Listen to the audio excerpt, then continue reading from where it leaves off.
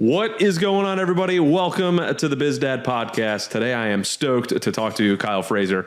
We're both in GoBundance dads, really stoked to kind of get to know each other a little bit more. This is Kyle's first time jumping on a podcast. He has his own podcast that he started, but his first time being on a podcast. So I look forward to having a conversation, breaking through a bunch of barriers, and being excited about recording the first podcast. So, Kyle, if you can, please go ahead and introduce yourself. Tell us about your family and tell us about your business. How's it going, Adam? Thank you for having me on. My name's Kyle Fraser. I'm based out of Bozeman, Montana. I've been married for 5 years, and my wife and I have 3 kids. We have almost a 4-year-old, a 2.5-year-old, and then we have one that's almost 3 weeks old. So we're gonna, for a minute here, we have 3 kids under 4. Man, exhausting, I am sure. Yes. Yeah, it's we're in the trenches, as you could say, but I was just talking to you about earlier. It's funny how you forget some of the little things like the sleepless nights and things like that that you just went through a few years ago, but it's just like you're living in the moment and you forget about it and then you're back in it and then you remember it. It's weird.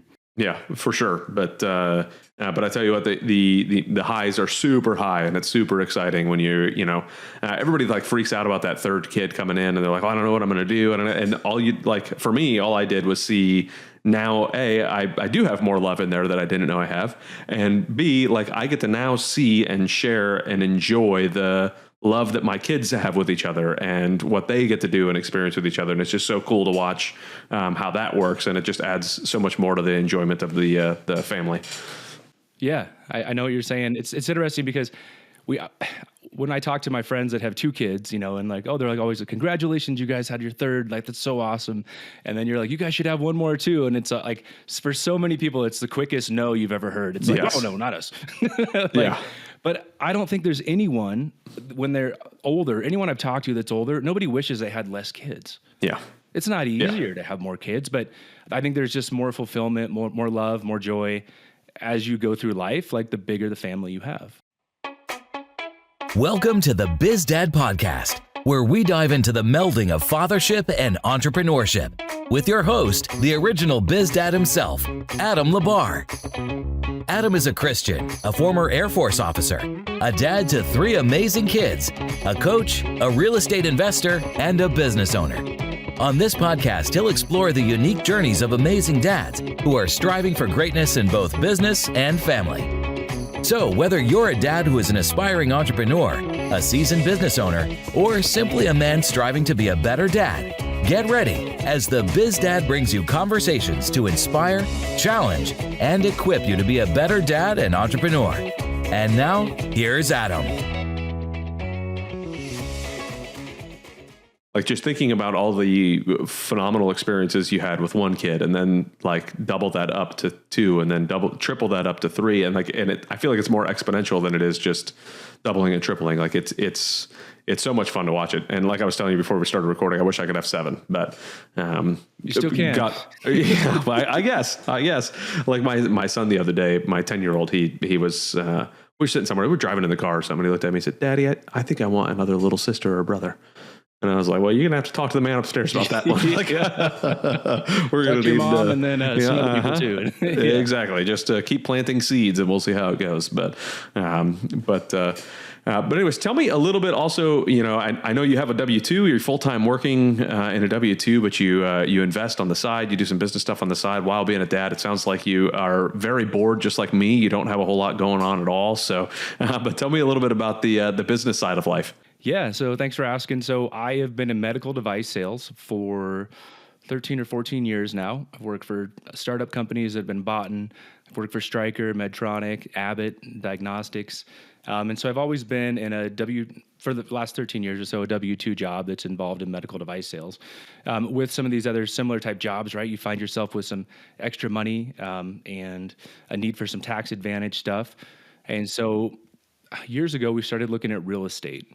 And like everyone else, I was listening to the Bigger Dads podcast and looking for things that were affordable, looking to do the Burr method. And so 5 or 6 years ago, I took a leap and I bought foreclosed. Actually, the first thing I did, this is a funny story, is that I bought a mobile home. First thing I did is I bought a mobile home. I did that mobile home and I put a few $1,000s into it. I grew up, my dad was a builder growing up, so I'm handy as far as construction goes. And so I fixed the deck up, redid the roof. It's a mobile home, so a pretty small project. And I 3X'd what I bought it for, right? So that was in 2 weeks, phenomenal little payday for me on a very small scale. And so I took that money and then went to an auction website. This is a couple months later, and there was a few houses on the auction website, and I started bidding on the houses on the auction website. And the next property I bought was a foreclosure. Didn't even get to walk through it or anything, but ended up paying like $75,000 for it or something. Just something you would never see today in the Montana market, right? Now, the house was from the early 1900s, so when we talk about the BRRRR method, the buy, rehab, refinance, raise the rent, there was a lot of work to be done. So we did everything from plumbing to electrical to siding to roof to sheetrock to you name it. Essentially, we bought it cheap. We did all the work. It took a couple months, and then we put renters in it, right? Then we refinanced our money out, and that's been an awesome little renter. And then we kind of repeated that model in the Montana area. The next one I bought was like a 1922 house. So these old houses, which I don't know if I'd recommend to people to buy old houses like we did. There's just a lot more work, electrical, plumbing, sometimes foundation issues. But the biggest, like looking back at this point, and for anyone listening, the biggest thing is like, you got to start somewhere. So for me, that was a mobile home, right? Which turned into houses, right? Which turned into some other land stuff that I've got going now and stuff like that. But essentially, like, you have to start somewhere, and you'll never start with the end in mind. But the biggest thing you can do mistake you can make is not to start.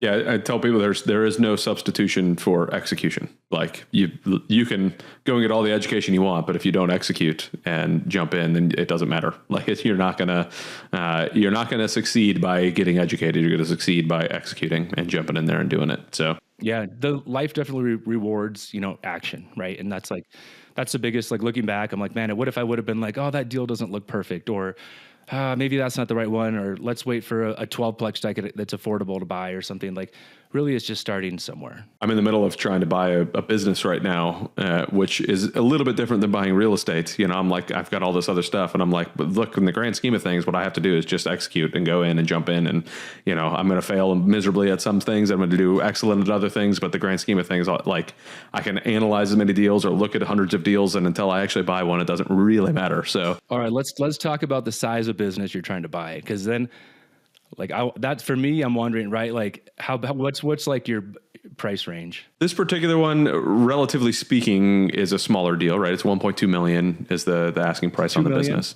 1.2, but that's still a risk, right? If you for sure. Own a business, I feel like, yeah, buying a business is interesting, because if you get to a certain number, it's maybe relatively more safe than it is to buy like a startup business, because it's already proven that it can make it, but then your financial obligation is bigger. So I don't know. I would love to buy a business someday too. However, I have not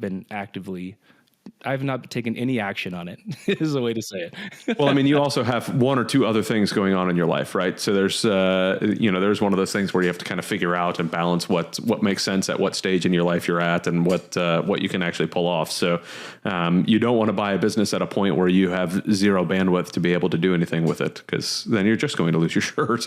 Like, it's just going to be, you just can't be able to pull it off when you're in the middle of a W-2 and you've got 4 deals going on at the same time and you got 3 kids under 4. Yeah. Ooh, that's tough, right? So. Yep. No, I completely agree. I mean, it's been okay so far. And like, it's like I tell my wife, I was like, we'll keep doing it until our bandwidth is like, at some point we might say, hey, this is too much.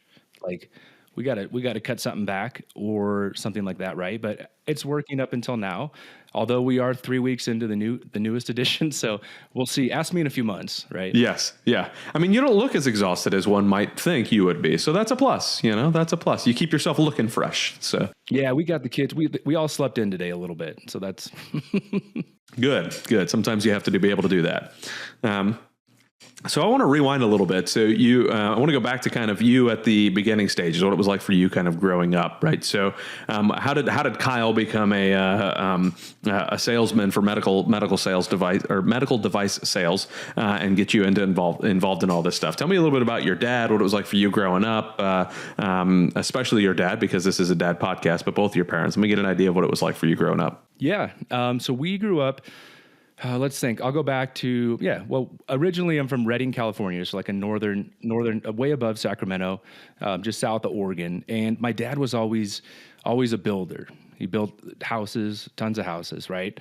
And so it was always, growing up was always like a boom and bust, like make a bunch of money and then times were slow, and then make a bunch of money and then times were slow, especially when he got into like the spec house market later, like in the 2000s and stuff. But so my mom was a stay-at-home mom. My dad was a builder and a subcontractor. So it's interesting, like reflecting back, like my brother, my sister, and I, we all have hustle. It's like we were born with it. But there was always, we were never given money. Like we were never just given things. There was always like, hey, you can come clean up a job site. You can come help paint. You can come work for money if you want money, but there was never anything like really given. Which I think that looking back, that definitely instilled like this crazy work ethic in all three of us, my brother and sister and I, right? I'm a middle child. I've got an older brother. He's an engineer. I'm in sales. I'm the middle child. And then I have a younger sister. And she's a stay-at-home mom. She has 3 kids as well, which is probably the hardest job out of anyone, to be honest. Yeah. So another thing we did too growing up is that we moved around quite a bit. So like every couple of years, we would build a house and then sell it. And then that would be like, we'd be in a new school district, kind of starting over, making new friends, which I think really helped me develop the skill of being in sales, because I was always kind of starting over, trying to make new friend groups, trying to do new things, try new sports. It just made me like a really adaptable person, which I think was really good. And kind of the longest stint we had anywhere is when my family eventually ended up in Montana, where my parents did.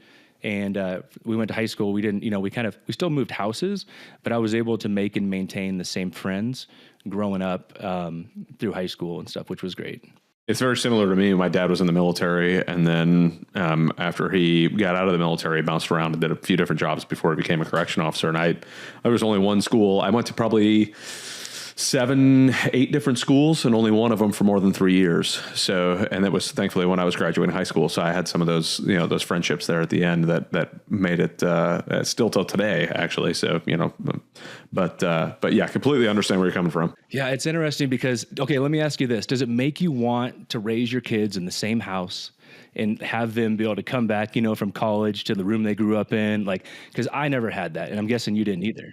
Not at all. No, like even like once I left for the military, my parents moved shortly thereafter. Like I was the youngest, so I left, and then they moved shortly thereafter. So when I got picked up at the airport, I didn't even know where I was going. I didn't know where my house even was. I had no idea where my parents even lived. They told me where it was, but I didn't know. So I just had never. And my wife was born and raised in the same house, and her mom still lives in that house. Right. And I'm like, that boggles my mind. Like I had no idea that people did that. That just didn't never computed in my head. So for me now, even the house we're in right now, we're going to stay here in the Tampa area. But the house we're in now, I'm like, I just want to move. Like, I don't feel like I'm home. I want to go somewhere, and it's tough. Like I don't know. I never feel like I've planted roots anywhere. So yeah, that's how I always felt too, is that I never planted roots. So I graduated high school, went to the same high school, right. And then went to MSU or Montana State, which is here in Bozeman, for a year. And then, I was antsy, wanted to move, so I did like a study abroad. They had this thing called the National Student Exchange, where you could go like a whole list of schools, and you could pay in-state tuition. And we did they could do the same at our school as we could do it theirs. So a friend of mine and I went down to University of West Florida. We essentially looked through the stats of the schools, and we found the closest school to the beach, and that was the one, which ended up being Pensacola, Florida, and. So we went down there, did a year down there, and then came back. And then something interesting though is in the summer, after that summer, I came back, and my parents were building a new house like they were my whole life, right? Every 2 years. Mm-hmm. And I was helping my dad, and I started having this back pain.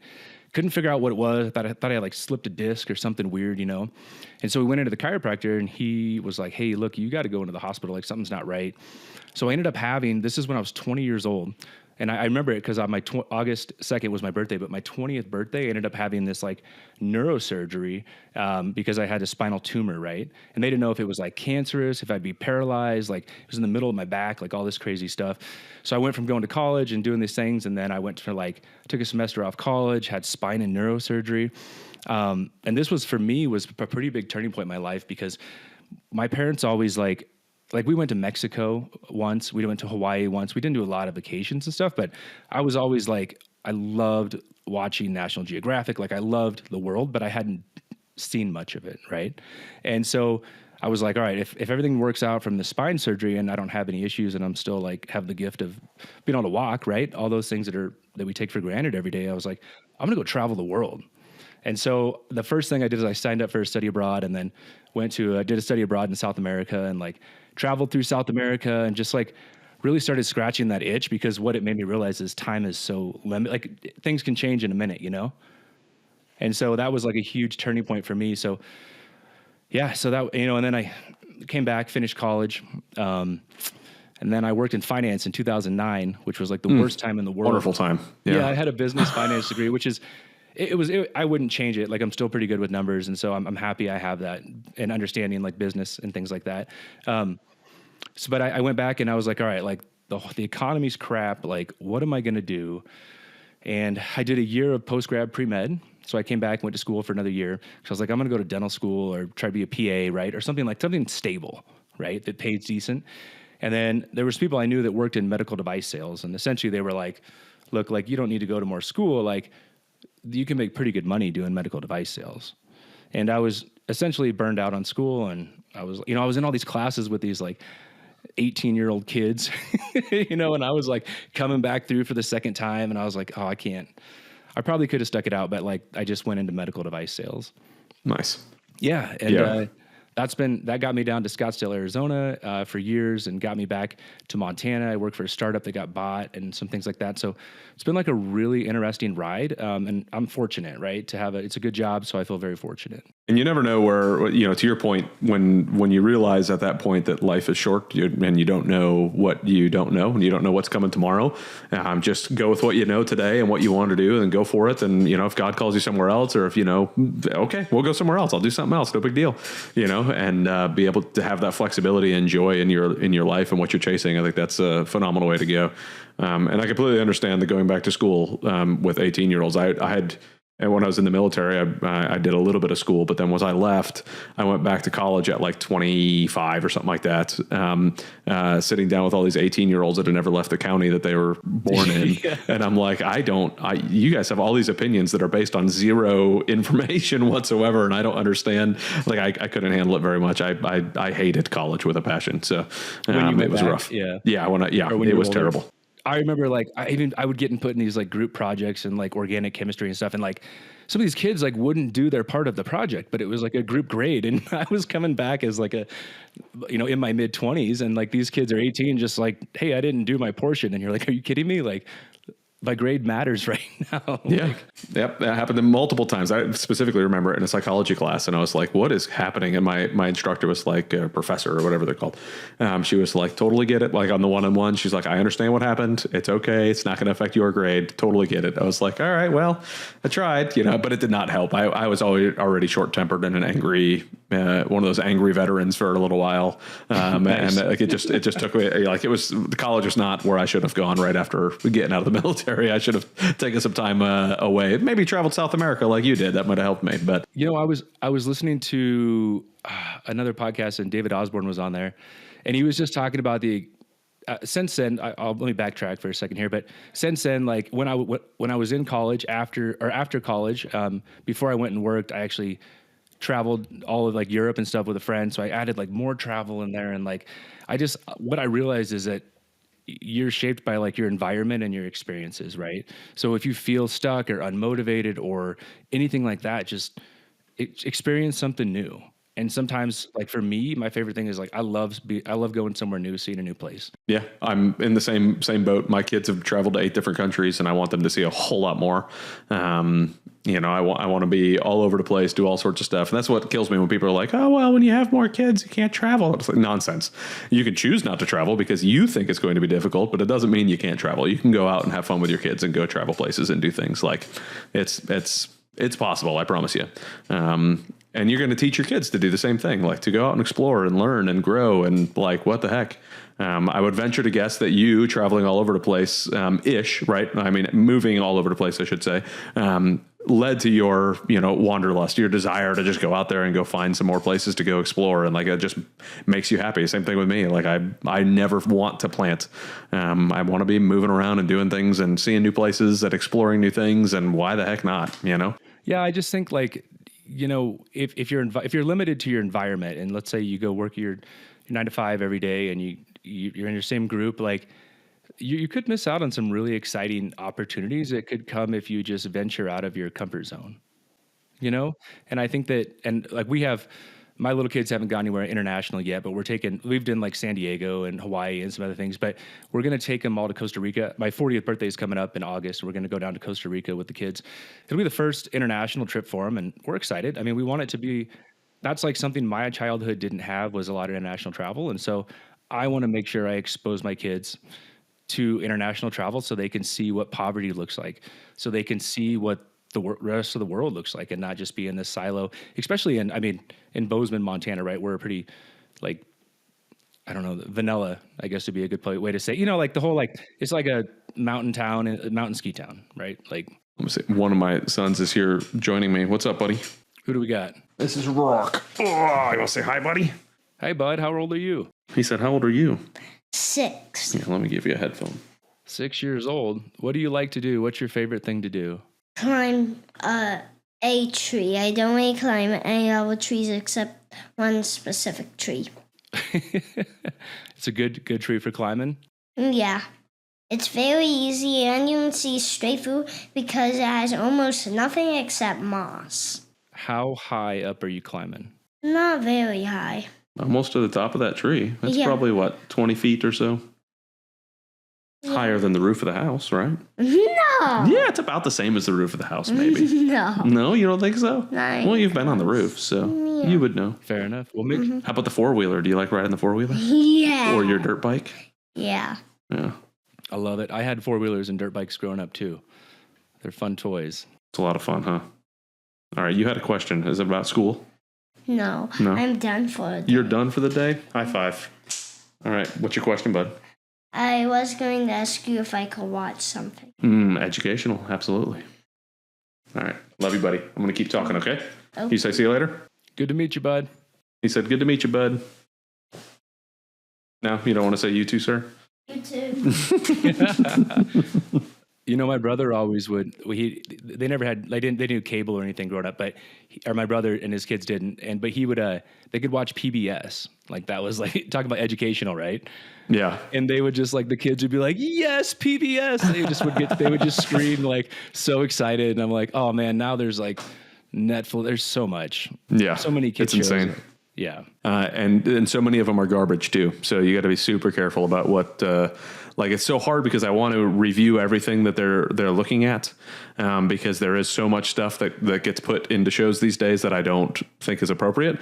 But yet it's difficult because like, how the heck am I supposed to review all of this stuff before they watch it? You just got to watch it before they watch it, right? You got it. Yeah, no big deal. No big deal. I'll just add, so I'll try to, we've got this thing called BizDad&x that I really like. So it'll filter through, it's like $8 a month or something like that, but it'll filter through various different scenes and stuff. And you can remove curse words. You can remove different scenes you don't want the kids to see in movies and various things. It doesn't have every movie in there, but I associate it to my Netflix account and my Amazon Prime account. And then if it's on one of those two things, that Angel Studio or VidAngel is already done, then it'll filter through all of that stuff. And it makes life a lot easier. I can watch some crazy movies with them. Like we're going to go watch Venom.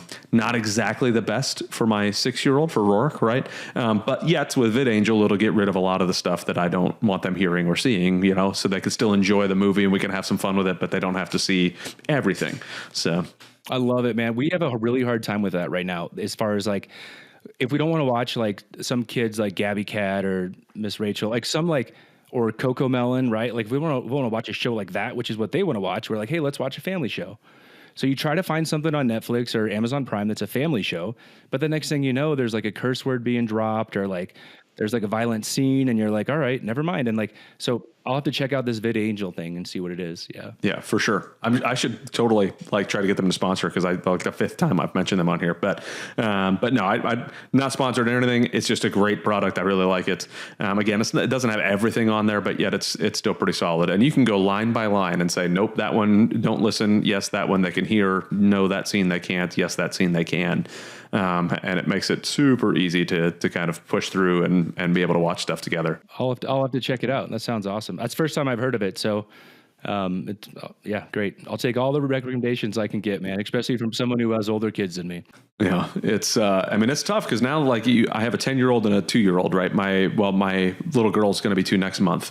And it's like, okay, well, that's an 8-year gap. Obviously there's some huge things that my 10-year-old can watch that my 2-year-old can't, or even that my 10-year-old would be willing to watch, my 2-year-old can't, right? So we were like, well, how do we balance like Harry Potter, right? Because Harry Potter 1 is okay for the 6-year-old, but is Harry Potter 8 okay for the 6-year-old? I don't know.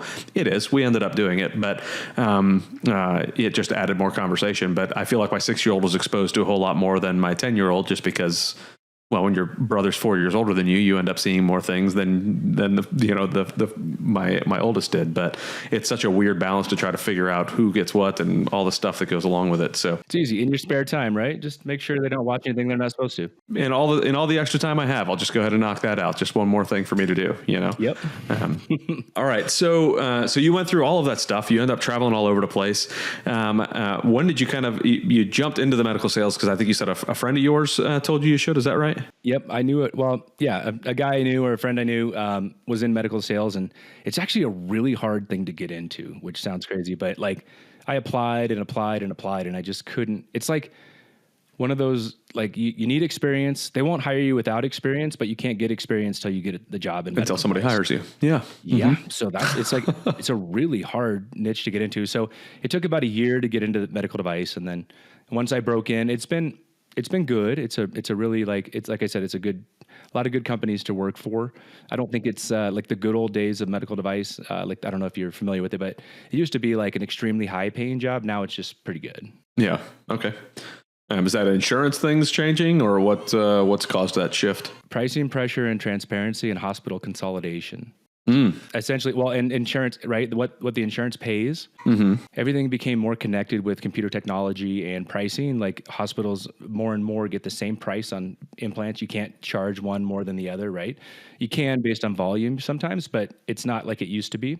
And yeah, I would say that market inefficiencies allowed pricing to be very high for a long time. As market efficiencies increased and got better in medical device, now prices are more competitive. Which honestly makes sense in business across the board. As things become more efficient, the price goes down, and that's just kind of the way it goes. And when a new device comes out, that particular device is probably going to be more expensive until it becomes more mainstream, and then it tends to settle down a little bit more. And that's business. I worry about sales sometimes because, the reality is that with AI coming out and stuff, you can essentially decide what your buying matrix is or your buy box on a product, and then let it sort through your best price and best option. And as long as the hospital's okay with it or providers are okay with it, like essentially that would take the market inefficiencies out of like, hey, we buy this product because I'm friends with the rep, right? Which is, as a rep, that's what you want. But as a hospital trying to save money, maybe that's not the best option, right? And there's the customer support and reliability of products and brand name and stuff, all very important too. So there's several factors that go into it, but sales in general, I worry about at times, For sure. Yeah, I think sales is going to be, I think, one of those things that AI is going to jump in on a little bit more than other stuff. But I think that it will, I don't think it'll get rid of it. It'll just transform it into something else. I don't know what that's going to look like, though, because, well, I'm not a predictor of the future very well. My prediction of the future is very small. Across all industries, right? Like price premiums are usually due to market inefficiencies, right? And market inefficiencies are usually due to either like middle people or lack of transparency in pricing. So I think that all that's going to, if anything, it'll make the market more efficient. However, there'll be lower outliers of high priced items. Yeah, I can see that. So you were, I'm going to go back to when you started buying the real estate side of the house. What year was it, or how old you were, or however you want to set it up? How long ago did you buy that first mobile home? That's a good question. I want to say 8 years ago. 8 years ago. All right. So were you? Let's say 10 years ago. Okay. Roughly 2015. Okay. So you weren't married yet. Were you already with your wife? No. Like, were you guys dating? No. All right. No. So you and Whitney weren't together at all at that point. You jumped right in, said, I don't think so. It's funny you asked. I don't think we were definitely weren't married. We might have met and known each other. I cannot remember. Yeah, maybe dating, maybe. So the biggest reason I ask is like you're in the middle of working. You decide you want to do something on the side, like starting to flip this house and start doing, buying foreclosures and all this stuff. So when you got married, your wife already knew that this is kind of what you did. Is that right? That's okay. Interesting question. So I'll backtrack a little bit on that because I was working in medical device in Scottsdale, Arizona, and Phoenix. And I worked for a company that was on call. So we did a lot of trauma stuff. So essentially, if you're in a medical device, if you're doing plates, rods, screws, biologics, you're in the operating room. Okay. So if something happens and somebody needs to come in, and the surgeon will be like, hey, the neurosurgeon or whoever, facial reconstructive surgeon, hey, we're going to go in the operating room in 2 hours. You got to be in there. Right. That could be at midnight. That could be at 2 a.m. That could be at 4 a.m. And so I worked for several years, 7 days a week, right?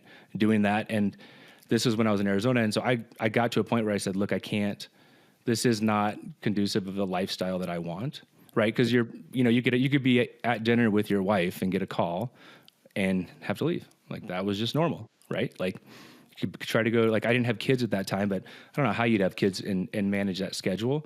And so I resigned from Stryker, who I was working for, and I went and I took like a year off work. And that year off work is when, I moved back to Montana at that time. And that's when I started buying real estate stuff. I had saved up some money. That's when I did the first mobile home and things like that. So okay, very good. So you started doing that on your year off, came back into medical sales, still dabbling in the real estate side of the house. Is that right? Okay. At what point? You got married 5 years ago. So what did you already have portfolio wise on real estate when you got married? Just a few houses. Okay. And, just a few rentals. So. All right. Not a lot. And so, did Whitney have any? It was Whitney, right? I'm not. Yes. No, did Whitney have any previous experience in real estate, or did she? What did you guys talk about at all when it came to the side business of real estate before you guys got married? That's another good question. So Whitney, she worked for a company, I think it was called Aspen Square. So she actually had she had a lot of experience in the multifamily industry. She was part of a leasing office and manager for a company that would buy like C-class properties, do new paint, new countertops, like large apartment complexes, raise the rent and then sell them. Right. But in the middle of that, they needed a team that would travel around and help release the units at a higher rate. So she was a part of a team that would she lived all over the U.S. She lived in Florida. She lived in California. She lived in Arizona, as like they would do their property assignments, right? And so she had experience with that. And then after that, she went to work for a company called RealPage. So RealPage is like real estate software, right? Still in she did senior living and things like that with them on the real estate software side. And she currently works for another software AI real estate company. So she had experience in like the multifamily on the software side. Okay. And that hasn't suckered you into wanting to buy apartment buildings at all, or has it and you just haven't got there yet? Yeah, I'm just too afraid to make the move. I've looked at them for years. I just haven't I haven't jumped on anything. Yeah. And I would love to, if I know the market's hard right now, right? But we've talked about it for years. And I think that's something that she actually really appreciated about me. I laugh because I essentially met my wife when I was unemployed. Yeah. And I was just had a little bit of savings, that I could buy a house with, or, something to like rehab or like flip a mobile home. Like I wasn't broke by any means, but And I think that I look back and like, it's probably when I felt like the happiest, which sounds crazy, but like up until that point in my life, not compared to now, but like where I just had like all this freedom to do what I wanted. And I was solely responsible for my outcome. Right. And that was just buying a house or rehabbing it or whatever, No, I love that. I mean, I think that shows a little bit of the, I guess, entrepreneurial spirit that you probably have in there. That's like, hey, I want to be the one that controls my future, not somebody else. And that's just that's a very difficult feeling to replace. I told myself before, like, I think that after I left the military, I'm basically unemployable now. I don't think anybody would want to hire me anymore. Like, my brain just doesn't work in a yes or no. So I was just watching a movie last night, Runaway Jury, and there was this part where, I'm drawing a blank on his name. Gene Hackman is walking up and gets yelled at by this guy, and he's like, "Yes, sir, that's okay." And I was like, I never want to be in a position where I have to yes sir somebody for my job ever again, like that, right? Like, I just don't like. I spent 18 years in the military doing a lot of yes sir, yes ma'ams, and I was like, I never want to have to do that again. I just want my freedom to be able to get. You know what? I can tell you to pound sand because I don't need you. I don't want this. I don't need this. I just want to be able to focus on the things that I want. And it's, I think that has made me unemployable at this point. So I guess we'll. Yeah, I completely understand where you're coming from on that. And I think that there's a part of growing up that my dad always worked for himself, really. He never really worked for anyone else, right? And I think that's why I always questioned or maybe had a hard time working for someone else. Because like my dad and his brothers, they all have their own business, do their own thing, right? And so a lot of it's in like the construction industry stuff, right? But like they were the boss. They weren't being told what to do. And so I didn't grow up looking up to somebody. I never had a dad that was told what to do for a job, and I think that instilled, not that I can do what I'm told, but I don't think that my ultimate joy comes in the freedom of making my own decisions. I think there's, I'm an owner of a company that does sales, but I've never done sales myself. But I would venture to guess there's still a little bit of that freedom that you have as a salesperson to go out and just kind of set your schedule. Because you eat what you kill type of thing in a lot of sales things. So like if you don't meet certain marks, then you're not going to get the check that you want, and you're not going to have the life that you want. So you still have the drive to be able to do it yourself. Do you feel that kind of gives you that freedom that you want still at that level, or are you still striving for something different? Yeah, as far as W-2s go, this job is like the best fit for me, right? Like I make my own schedule. I have a number I have to hit, but I get to schedule my own meetings. I get to schedule my own sales prospects, like everything, right? So I'm as much as an entrepreneur as someone could be in a W-2. Besides, like I have some corporate stuff I have to adhere to, which is great. There's a little structure, but that'll come with any corporate company though, trainings and things like that. So I think that it definitely gives me a lot of freedom. I don't know what that means in the long term, I'm not sure. I want to continue to real estate invest. I want to continue to have new experiences by traveling the world. And I want to continue, doing a good job at medical device sales for now and see what happens. So, as you're raising your kids, obviously your kids are younger at the moment, but what is it that you are trying to show your kids through your work ethic, through your job, through your investing? What is it kind of, have you thought through kind of what you are projecting to your kids as you're walking through your life? Not at this moment. I really haven't, because my youngest is almost 4, right? So we're definitely getting to the time where I need to be more to show up with purpose with them. We do. I want to show them experiences. I think more they've shown me like how to be. If I do like my Strength Finder or my Gallup and stuff, I'm strategy and futuristic. So for me to be present is always hard because I'm thinking about the future. Right. And what's going to happen, whether it's just sales wise, business wise, rental wise, whatever. And I think that me having to sit down with the kids and play Legos or build Legos or build magnet blocks or whatever, like that forces me to be present. Yeah. So long as you leave your phone in the other room. Yes. Yeah, exactly.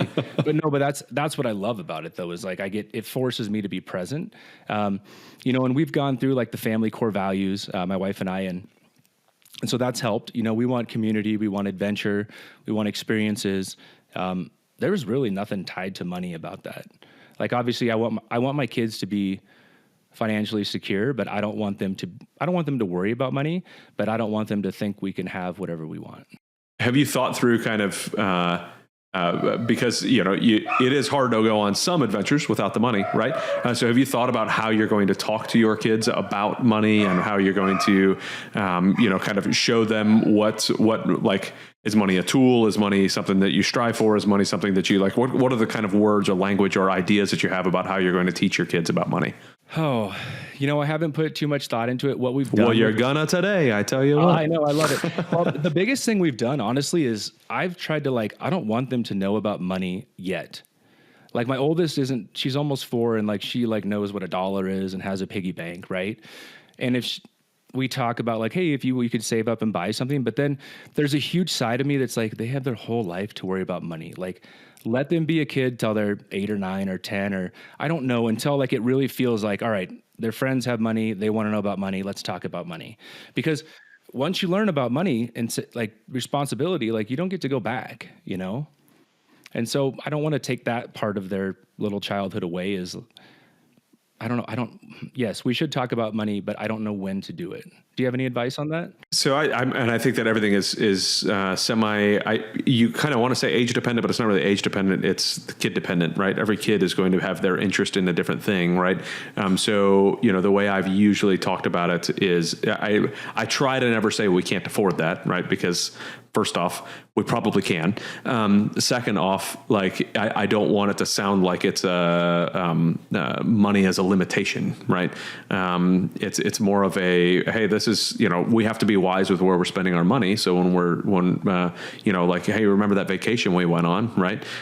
When we spend money on things like these frivolous things, then it gives us less money to go and enjoy on those vacations, or, and it's more of an application of where our money goes and when, and that money, I specifically always want to talk to them about money as a tool. It is not something that you love and you chase after and you're going after. It's just a tool. It's many of the tools. Dad has tools in his toolbox outside for certain things. Money is the same way. Is this the, I explain, because they love working on things, right? My 2 boys especially. So, hey, this screwdriver is not the right tool for the job. Okay. Is money the right tool for what you're going for? Maybe not. I don't know. Is this the right tool you need for this? Chasing down, getting that chocolate whatever? Probably not, because A, it's unhealthy, and B, why spend our money on that? Let's spend our money on something else. So, I've also tried to teach them a little bit more about how they can earn money themselves, right? So I don't do allowance. I do, hey, these are certain things that you do in the family just because you're part of the family. Emptying the dishwasher is just part of being a family member. It's what you do. But if you want to go pull weeds outside, I'll pay you for pulling weeds outside, right? That's a labor that is going above and beyond what is normal, and I'll pay you for that. So you're doing a job and earning some money for it. So, there's multiple different things that I've done throughout it that I'm trying to, get them involved in business as much as I can. Rourke, obviously you just saw, he jumps on the podcast once in a while. All the kids do. Don't be surprised if one of the other 3 come in here as well. I just don't try to, any conversation I have about money, I pretty much have with them in the room. It doesn't bother me at all, just because they can hear me talk about it. I try not to make it to the point where they are now focusing on it. They end up asking different questions. Yeah. That's my biggest fear. And that's why I don't want to, because if I'm hey, if you clean your room, here's $1. Then look what we've started. It's like giving them a treat for getting in the car. Now they always want a treat if they get in the car and don't throw a fit, and so you got to be very careful about what you introduce to them. And we've realized that with screen time and with treats. Is that and so we're waiting on the money thing. And I think that, our oldest will be 4 in a couple of days or a week or whatever. So we're not behind the ball on it, but I want her to have part of her life where she doesn't know about money. And that's perfectly normal. Yeah. Yeah. I think that that's super wise. I don't blame you or take anything away from that for sure. When you kind of start, you got to go to job sites, clean up with your dad. It seemed that you were kind of employed quote unquote in that way with your dad. Are you thinking that maybe on some of your flips later on, or some of the buy and holds? Obviously, we're looking maybe 5-10 years down the road. Are you going to want to have your kids doing the same thing, coming to job sites with you, or helping you with a flip, or helping you do manage a short-term rental or something like that? Yeah, and I put a lot of thought into that, and I hope that by the time that they're at the age where they'll be able to help on stuff, that I'll have opportunity for them within some sort of project or family business, because I think that's like the ultimate thing you could do for your kids is instill the work ethic. And if it's for a family business or for hey, we're going to rehab this house, and then once we're done, we're going to go on vacation, so we're going to earn it, right? Like that kind of thing. Yes, 100%. I want that for them. And we will find that for them. I don't know what that looks like exactly, who knows, but there will be that opportunity, because otherwise they're going to go work for someone else. And I mean, honestly, it's not terrible for them to work for someone else either, but if they can learn some work ethic from you and then apply that later on as well. So there's a buddy of mine, Frank, he was on the podcast, I think like episode 4 or something like that. Frank Small, another GoAbundance guy. But he worked outside of the family business beforehand. Like he worked inside when he was a kid and growing up and seeing the family business, and then worked outside of the family business before he was able to come back in and work in the family business. And now he's running it. He's the CEO of it. But same industry? Yeah, the family business, it was a different industry he worked in outside of the family business, and then came back in. So he got some just skills in working for somebody else and understanding what those jobs are and what it entails to be an employee and all of the stuff. So that it's never just looked at like, oh, you were given this position inside because your last name is Smolin, right? But no, it was earned, and you got brought in that way. So.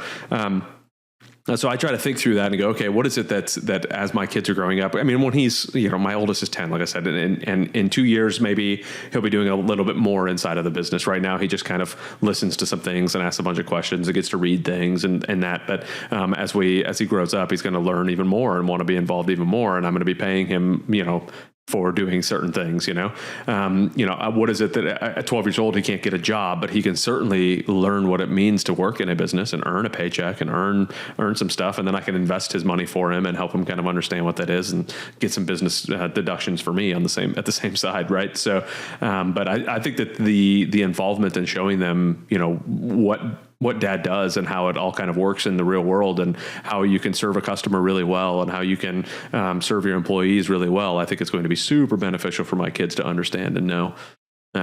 But to your point, like I don't want that to be the only thing they think about. It's the same reason why I had them start homeschooling, is I didn't want them to be, I wanted them to be able to be kids. And I felt like there was so much involved with school. Like you're at school for 7.5 hours, 8 hours, then you come home and do another hour of homework. And then when do you get to go be a kid and go play and climb the tree that my son was talking about? It's like, today, right? Sitting there, Dad. You're working 45 hours a week for school in second grade. I was like, what in the world are we doing? Like I want you to be a kid and go run, especially boys. Like they need to go run and play. Like it's a necessity. Just wait till your boy grows up. You will notice a drastic difference between boys and girls. And no matter what 2025 tells you, there is a massive difference between boys and girls.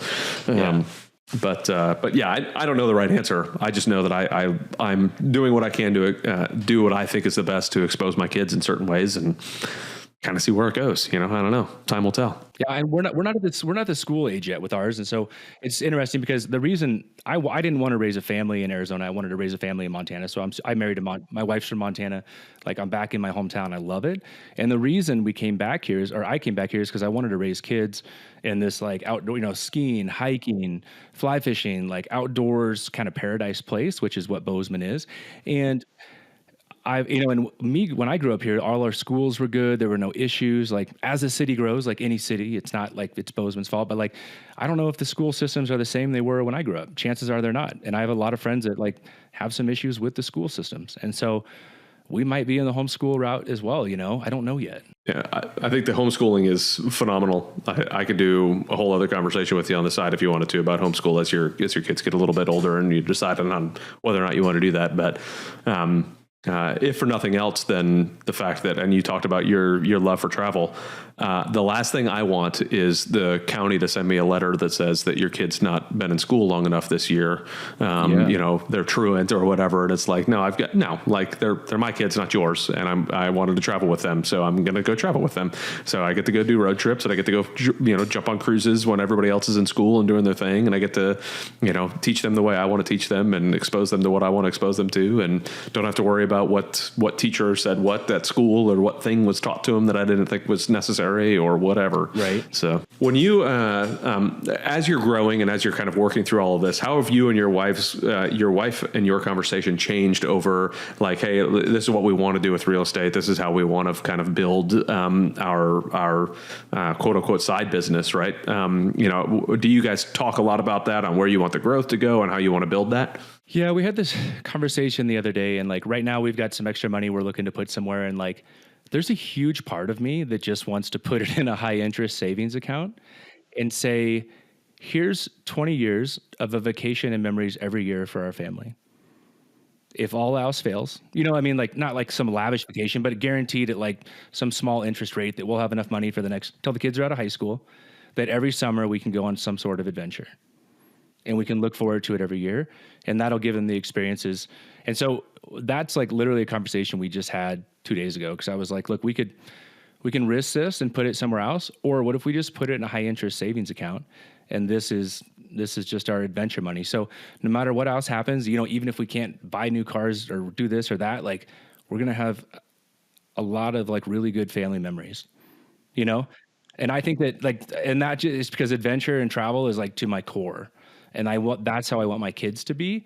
I don't want them to like, I guess my fear is, right, we take them to like South America or something, and then they turn 18 and say, I'm moving, but we, you can't worry about that, right? You just can expose them to as much as you can safely. And so, yes, a big focus is horizontal income for us. But it's scary to risk something when I could accomplish a goal that's very important to me, right now, I guess is the way to put it. That's where I think that intentionality behind it, that's part of the reason I asked, is if you're intentional about the decisions that you're making, too many people are driving for X amount of dollars in their bank account. But if you're driving for, this is what I want, then like, what does it take to fund that? Well, you already know, okay, well, I want 20 years of vacation. I've already got what it needs to fund that. So here's my 20 years of vacation account. Okay. Now you're living with intentionality. It doesn't really matter in the grand scheme of things. If somebody else were to see that, they may say, oh, you're crazy because you could put it in this and that and the other thing. And then all of a sudden you have 50 years of vacation. Okay. But that's your intention, not Kyle's intention. Kyle's intentionality and Kyle and Whitney's intentionality is this. So let them focus on this, and when you live your life with the intention on where you want to go, you can still kind of course, hey, whatever happens, happens. We're going to flow through life and we're going to enjoy this, we're going to enjoy that. And like, I'm not taking that away, but that is in and of itself also intentionality. My intention is to be as free flowing as possible and just enjoy the ride on where we go and blah, blah, blah. So the fact that you guys have already discussed that and said, no, we're just going to put this in a high yield savings account because that's where it's at. We haven't done it yet, but it's definitely like, we got to do something, right? And so that's like, we need to have a deeper conversation about it, but that's what's like pulling on that's what's important to me. It's funny, like even at the Go Abundance event and stuff, like we're talking about goals and things like that. It's like, for me, it's just, I want to be rich with experiences, not things. That's it. And I want to be rich with time freedom.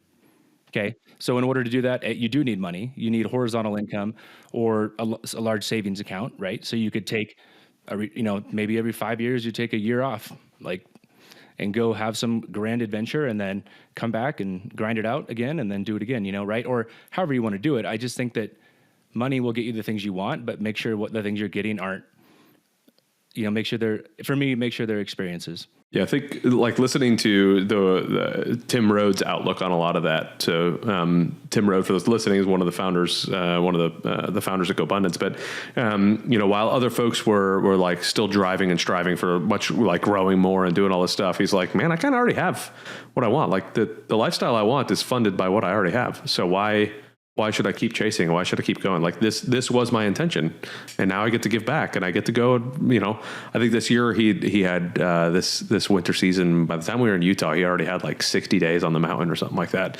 snowboarding or skiing. But it was like he is living with intentionality. This is what he wanted. And it wasn't like I need to strive for more. I need to go for bigger. I need to grow this or I need to grow that. It was no, like I've got the check marks that I need to be able to live the life that I want. And that's awesome. So I will say then, on top of this, are you sitting down with your wife to figure out what that is besides your intentionality on the vacation side of the house, like to build the intentional future that you want? Like this is where we're going. You said you already have core values, which is something when I'm coaching folks like that, you like have family core values.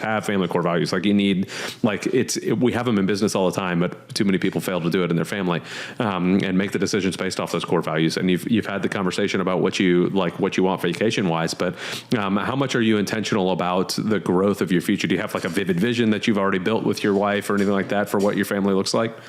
I've done my own vivid vision. We have not done one together. Okay. Has she read yours? No, I don't think so. Okay. I think I've told her about it, right? But I don't think she's actually read it. That's a good point. Yeah, and I think those are definitely things we need to do, right? Like coming up very soon in the future. Obviously, we've got the chaos of a new baby, but there's never going to be a good time. Just do it. Yeah, I wrote my own vivid vision, had this whole thing planned out, and then I'm a year and a half into driving towards it, and I'd never talked to my wife about what it was that I was driving for. And I was like, boy, what a selfish jerk. Like, I was like, how did I not talk to her? And she didn't want half the stuff that was on there. So yeah, highly recommend showing her the vivid vision, kind of, playing with it and then building one together on what it looks like. Like if you guys both do them and then bring them together and then say, okay, what are the parallels that we have? And what are the things that are, I have that she doesn't, and the things that she has that I don't, and are these things that we both want? Okay, let's add these in and then create one that goes together as a team, a family vivid vision, if you will. Yeah, no, I completely agree. Because what if like my vivid vision is like, oh, I want to be worth X million dollars and I want to do this and that. And then you're striving every day to get there. And then you talk with your partner and none of what I want, she wants.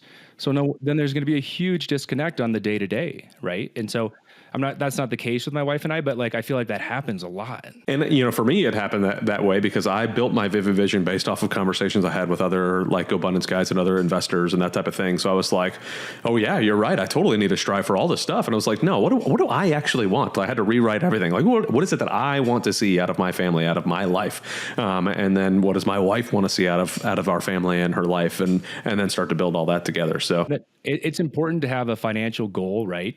But I will say that there's a lot of people that have done a lot more with a lot less. And no matter what your goal is, no matter where you are today, I feel like the goal is always like, oh, once I'm double that, or once I'm triple that. Like it's a perpetual wheel of like, once if I'm worth 4 million, then I can retire or whatever. Yeah. And it's like, and then it turns into 12 million and then it turns into, yeah, for sure. Exactly. And so like, I just know that there's a lot of people that have done a lot of really cool things without a huge net worth. Yeah, it's not necessary. Not necessary.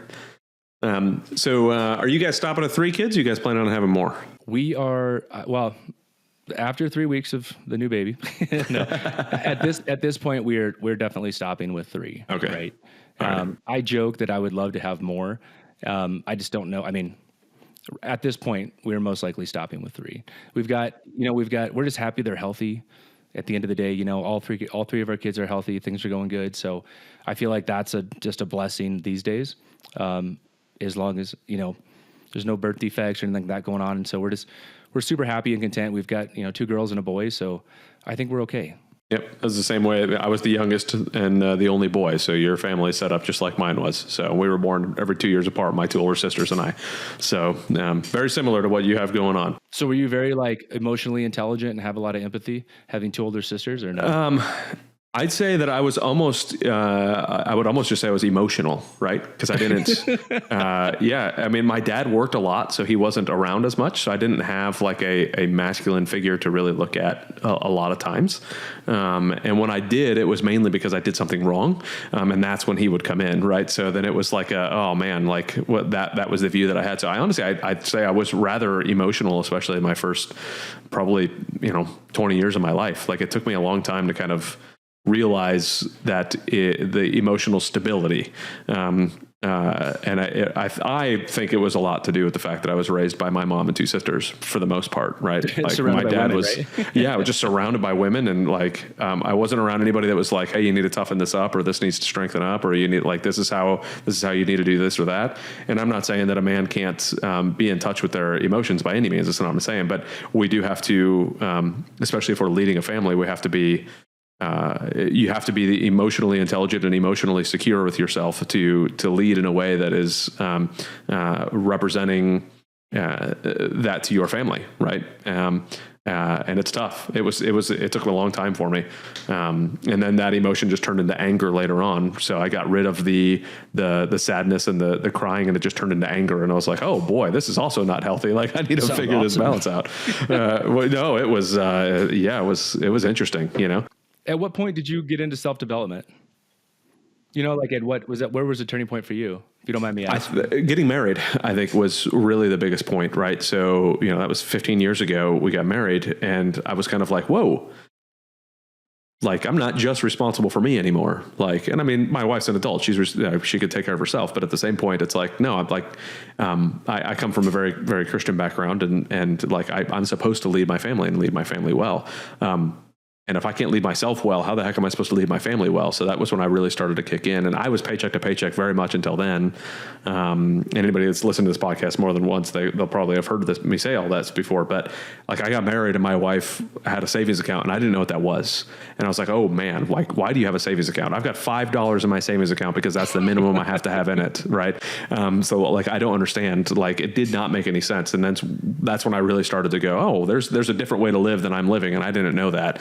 I thought this is just how everybody lived because this is what I saw. And then you add on to it, you know, I'd say also, let me rewind a little bit. Deploying to Afghanistan was one of the things that also like self-development really kicked me in the teeth. Like I had no choice, right? I was thrown into this special forces team on the side of a mountain in Afghanistan. And all of a sudden I'm the only Air Force guy there, just attached to these guys. And they're like, all right, well, we go kick doors and jump out of helicopters. So that's what you're going to go do. And I was like, oh, all right, well, I guess this is what we do, you know, and I had to learn how to stand up for myself. I had to learn how to do all this stuff. And I was like, okay, like there's a different way of doing this. And I think that's why the anger side came out of me a little bit more too. Right. But yeah, I think getting married was the biggest shift for me. Yeah, I think me too. I think it was, you know, I'm a big believer in timing, and like I think my wife and I met at the right time. We were both emotional. We were both ready to, you know, get married and settle down and things like that. And emotionally and like just responsibility wise, I think it was just the timing was really good. And my wife's amazing and she's beautiful too. So it's all great. But I mean, like, I think, yeah. And then that's when I kind of did some more self-reflecting, self-development type stuff. Right. And so for me, it was getting married as well. Yeah, and I'd say that it hasn't stopped at all. I want to keep on rolling with it. You know, GoBundance has helped out a ton with that. You know, I've been in GoBundance for 5 years, and that's helped out a ton in just being around people who are striving to have self-development in all sorts of different ways. Like I'm on this Marco Polo app now, and we're, you know, like, hey, are you guys, you know, eating the right food and staying in shape? Or are you like, hey, did you get your workout in today? And we're just making sure that we're, you know, keeping track of all of that stuff. And then the mental health side of it was a big deal, and trying to work through like, hey, how am I thinking about things? What am I associating to? Like, how am I showing up for my kids? How am I showing up for my employees? How am I showing up for my wife?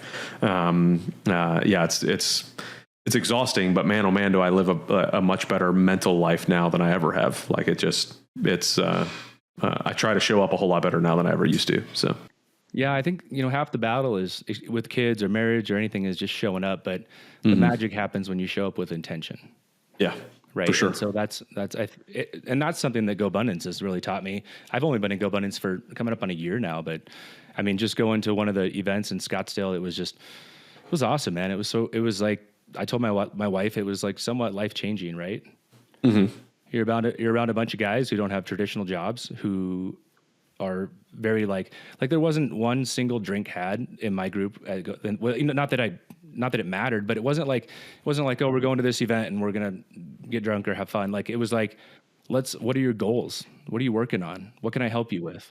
Like, and I was like, man, I've just never seen like a brotherhood like this. Of people who are not only high achievers, but actually like care, right? Like, and then nothing's stupid. If you're like, I'm having trouble with my marriage, somebody's like, oh yeah, let me try this. Or like, If I'm having trouble with my relationship with my kids, okay, great. Like, we can help you out here.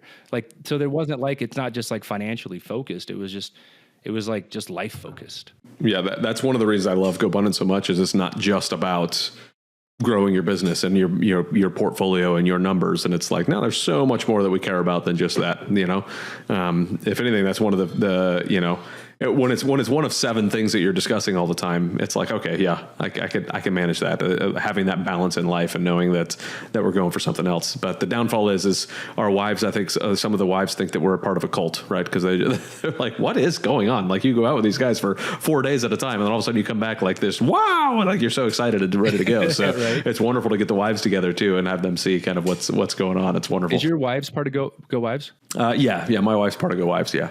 And in Florida, they've got a really strong Go Wives chapter of the so it's really good. They have, a couple months ago, they got together and they were doing like cold plunges together and, massages and all this stuff. And I was like, heck yeah, go get at it, cause like my wife's still in the Air Force. She retires later this year. So she hasn't done a lot of the business and, mindset thought processes that I have. So I'm really looking forward to her jumping ship and being able to get involved in some of this stuff and getting a little bit, of a different exposure, so she can kind of know why that I'm as crazy and weird as I am, let her to be just as crazy as weird as me, so it'll be great. Or maybe I'm just projecting. I don't know. We'll see. Only time will tell. Yeah. Only time will tell. For sure. I think it's a high probability it'll be a good outcome though. Right? Oh yeah. I know my wife she's so supportive of GoBundance. She was like, she knows that I'm not the guy that's completely content with just having a job. Right. And so she's always known, like, I'm always reading books, doing this, doing that, listening to podcasts, joining GoBundance. Right. And so I think that she's super supportive of me fulfilling whatever I need to, in the development area or the connectivity area, which GoBundance does for me. Yeah. It's awesome that she's supportive. So when it comes to the business side of the house, let me go back to that. What's the next level of growth? Where are you trying to go next on your real estate and business journey? You kind of already mentioned that you one day would like to own a business, but is that the next step, or are you still kind of wanting to buy more foreclosures? What are you kind of looking for now? I don't know. I don't have a specific thing going forward yet. We've toyed with the idea of buying like a service-based business, right? I would want it to be, in my head, I want it to be local. I know that it doesn't have to be, and that would probably be something that people say you don't need to do, right? But I would like it to be local, which makes it hard being in a smaller town, right? And we would love to continue to buy real estate, right? So, but there's nothing set in stone for this year. I think that especially since you just had a kid, give that time a little bit to settle into on the third kid. But just for a little bit, I can't add anything else to the plate. Yeah, and I don't blame you there. I do agree with you on the local side of the house, though. Like when I'm buying my first business, I've had other businesses, started a business and then bought into, other various different businesses. But this is my first time buying a business. And I was like, man, I want it to be local because I want to be able to sit and communicate with the employees. I want to be able to go there when it's needed. I want to be able to learn as much as I can and be hands-on. So completely get like one local, especially if something breaks, you want to be able to be there for your first one, especially kind of learning how the systems go, right? Or something like that. Like, yeah. Exactly. And the one I'm looking at is literally 11 minutes from my house, which is great. I mean, that works out for me, but completely with you on service-based and trying to get it local. So when do you think that you'd be wanting to jump on that? Like how far in the future do you think you're going to be jumping on something like that? Late this year, early next year. Okay.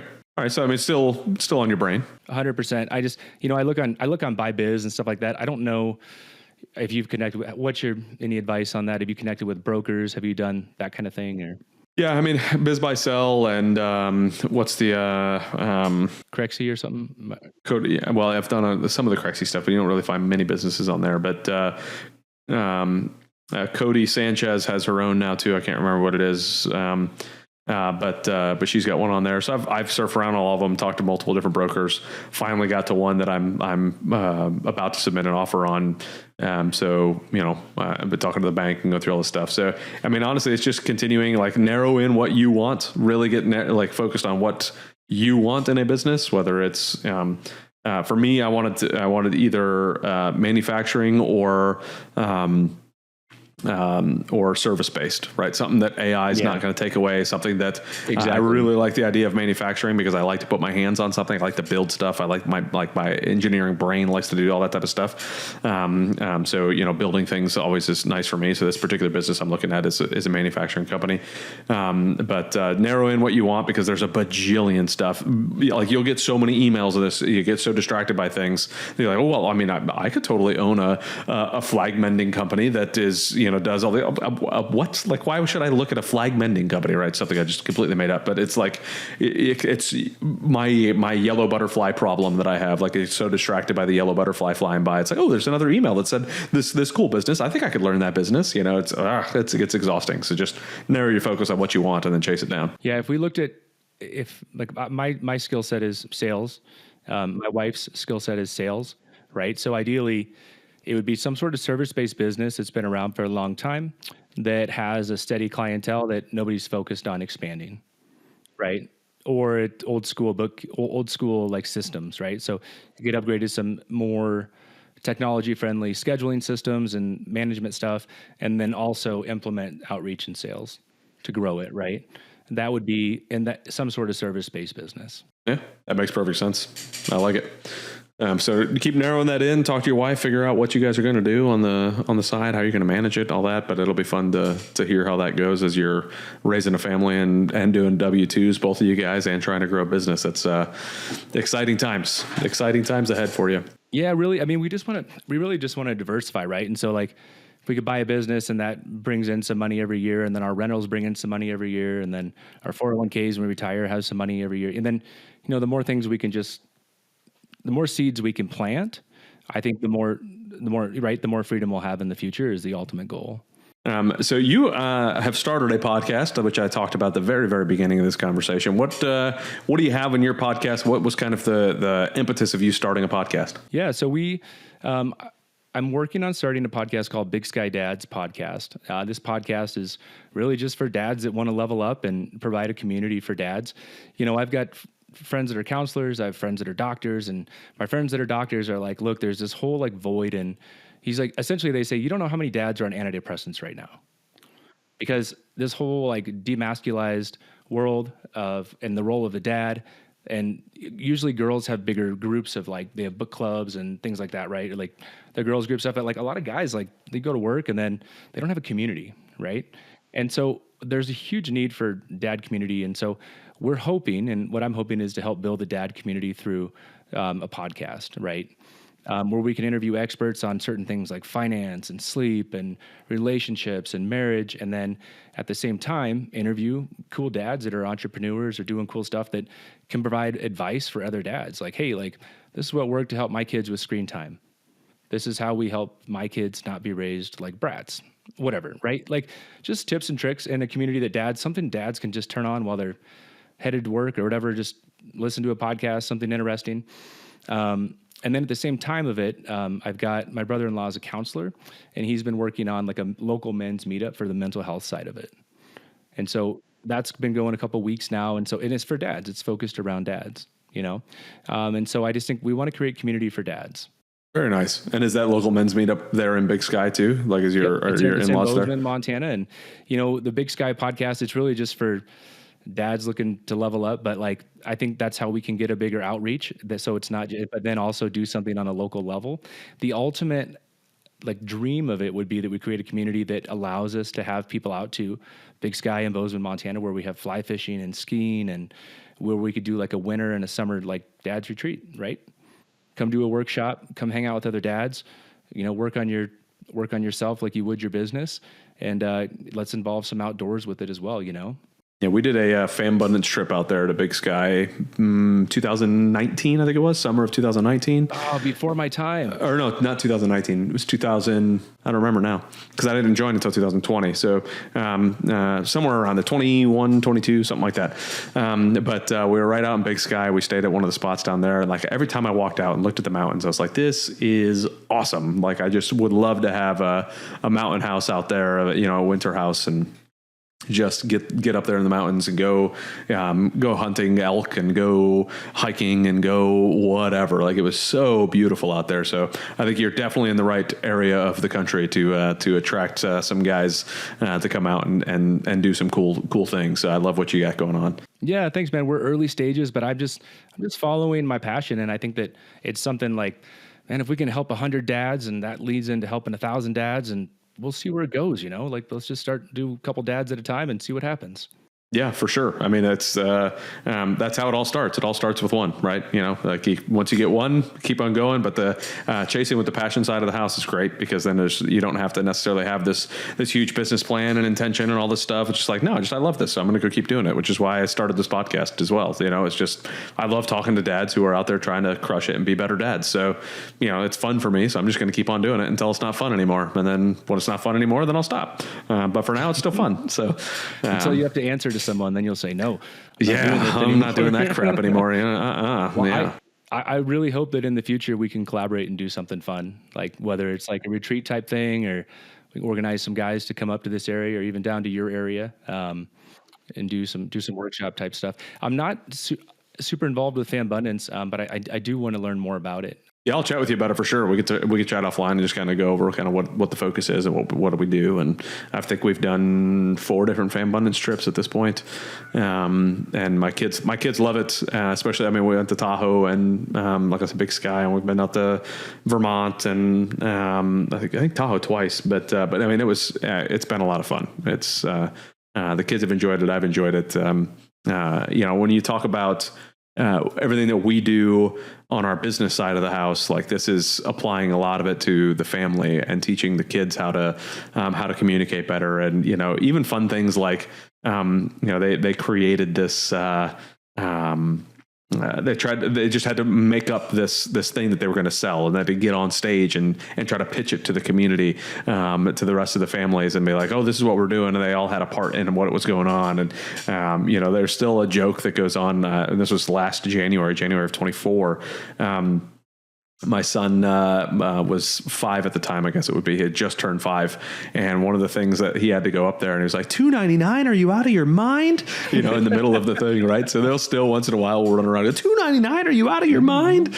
And it's just hilarious to watch him do that. And everybody just started cracking up. And like, it just, like, watching the kids come out of their shell, or seeing them like interact with other kids. And I mean, I get compliments on how well Adam has talked to some of the younger kids. And it's just so much fun to watch them come out of their shell and grow, and just to be with other kids and other families who are like-minded and trying to grow. It's a lot of fun.